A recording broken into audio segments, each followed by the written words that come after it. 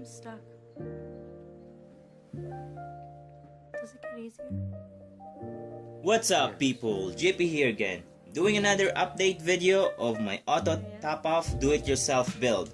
Now my very first auto top off in my main tank, it is still working flawlessly. It haven't failed me, it haven't exploded yet or anything. It's been working for well over a year since I started my tank. Now this build is basically good for a small nano tank size or medium size, depends on how much you do auto top off. The bad side is if you don't like manual putting the water in every day, then this is not for you. But you know, if you feed your fish every day, you dose some chemicals every day, especially for nano, this is a good alternative, cheaper build. Alright. Next thing is why this is very well for good for a very small tank is, you know, for example, you go home from your work today and you have about 2 cups of auto top off to do. Now if you just dump in the 2 cups right away, you will have a small pocket of low salt content. Now what this does is we have some valves right here and we will attach it in the bottom later on, and what it does is it will slowly drip the RODI water, and it's basically a very stable drip and it will not have that large swings of salinity. Alright, so let's start with the materials. Alright, first thing is I have a canister. It's just a 2 quart and I got this from Walmart. You can get a bigger canister, that's for medium sized tank, but this one is good for a small tank. Next thing is we just have a air control kit.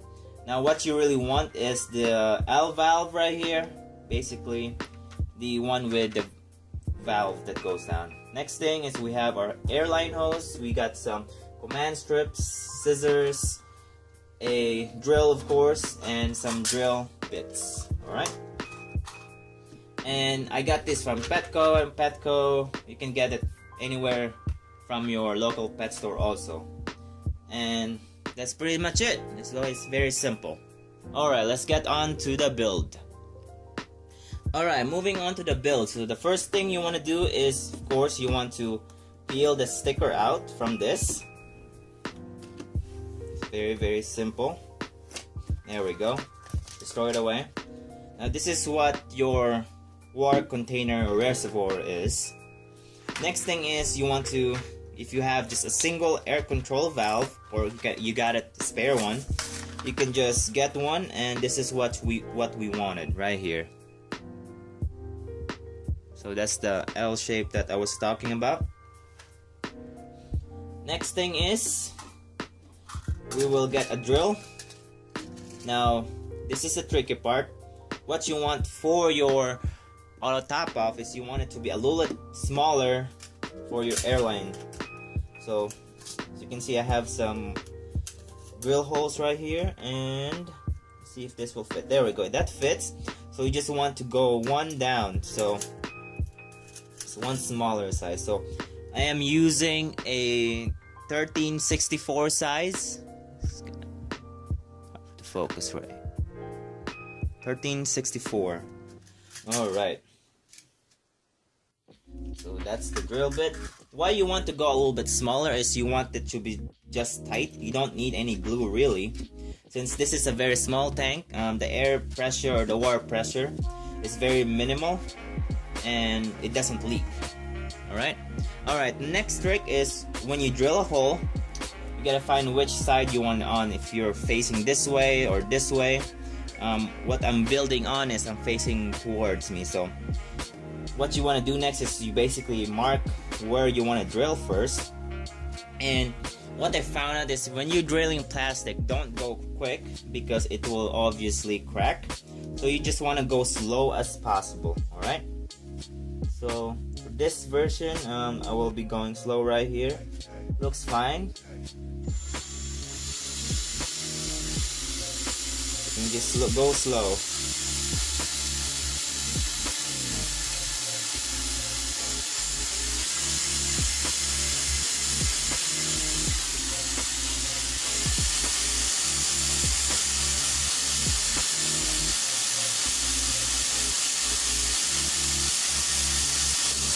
There we go.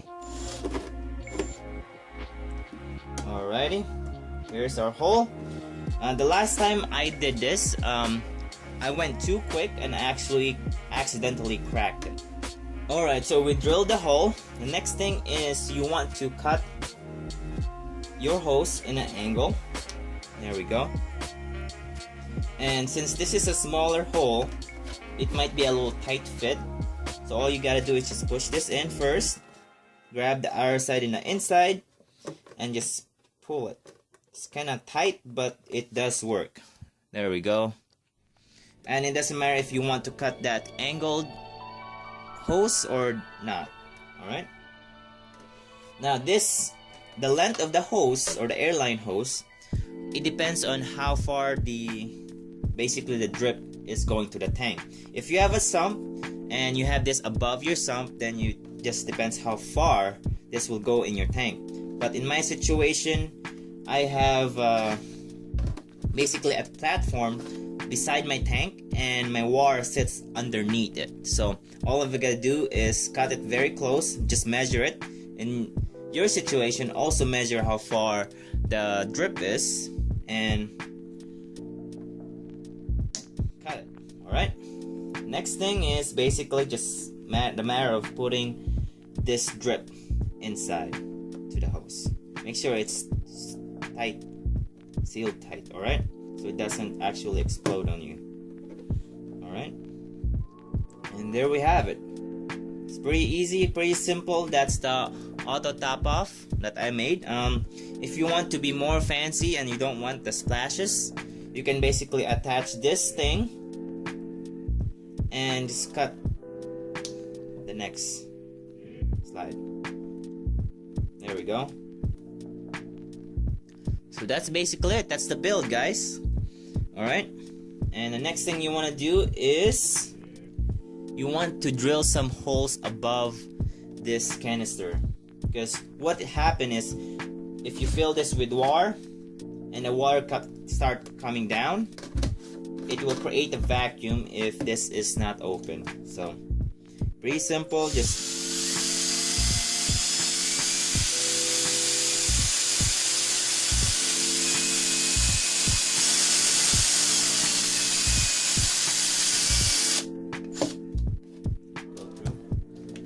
not tight enough. Next step, put your drill bit tight enough. There we go. Now we have our hole in the top. Now that doesn't create any vacuum, so our water will keep flowing without any air assistance. Just let the gravity do its thing. There we go. Alright, so we assembled our materials right here. Are basically our auto top off. You make sure you do a leak test first, because around these corners right here it will maybe leak, especially in the bigger containers. What I figured out is you can basically just grab a glue gun and just basically glue around it. Very simple fix. Just make sure to let it dry and it should not leak anymore. Alright, and there we go. Alright, a lot of people ask me if this kinda explode because of the water pressure. We are only dealing small amount of water here, so it just doesn't come out because of the water pressure. So that's the good thing about this too. Alright, so the next part is basically just marking on how far of the gauge that you have to fill every day. Just a little guidelines for you. And we're basically just leak testing it. So what I have done is I have some Sharpie and just a 1 cup right here, and I basically just marked for each cup, as you can see right here. And what you just do is just basically grab some water and fill it. You can see there's 1 cup, and after like 3 of them you can just use a tape measure and just measure between and do the next one. So you can see right there, there's our water going down. Here's our drips, so you can see right there, and it should work. There we go. Now that stopped. I closed it all the way and it stopped dripping. So, and you can open it up and let it drip faster if you want and have a stream. And it's pretty simple.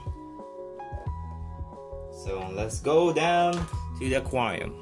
Alright, so we're down in my basement on my tank. In front of you, this is my auto top off system. I have this system since the beginning of my tank. It's been working well over a year now. I am using a different container. I just got this from the Asian store with noodles on it. And the same concept, I got my guidelines right here. I hot glued my connections to prevent any leaks. I have my L-shaped valve and there's the drip. It is still dripping. I filled this up early this morning and 5 hours later it's down to lower than a cup and it's still dripping the same drips since 3 cups. Now this is what I mean. Back in the past in my 10-gallon before this, I used to just dump like 2 cups in the back of my tank and that caused a salinity swing in the back or even in the tank. And this method, what I found is it just drips very slowly over time, and since it's very slow, it doesn't have that big salinity swing. Alright? And underneath my container, I do have the command strips, so in case if I move it accidentally when I'm filling, it doesn't spill to my equipments or anything else. Alright, underneath also is I have my do-it-yourself platform. This is just an acrylic sheet glued to my AquaClear 110. Now this system has been working for me, and if you guys don't have this platform or no filter like that, if you guys have a sump, just make sure that this container is above the water line of your sump. And if you just have a tank, no sump, just find a cabinet that's higher, put it above, and just run a longer airline tube and let it drip the same way. Now if you don't have a cabinet, of course you can go creative, anything you want, but you can also build a platform nearby or attach it to a wall. Do whatever you do. This video's purpose is basically giving you ideas of your auto top off the cheap way, or do it yourself, go creative. This is the cheap way, and I hope I will give you good ideas of this build and show you what I have been doing the past year or so. So as you can see, this is my tank right here. I hope my tank will speak for the auto top off system.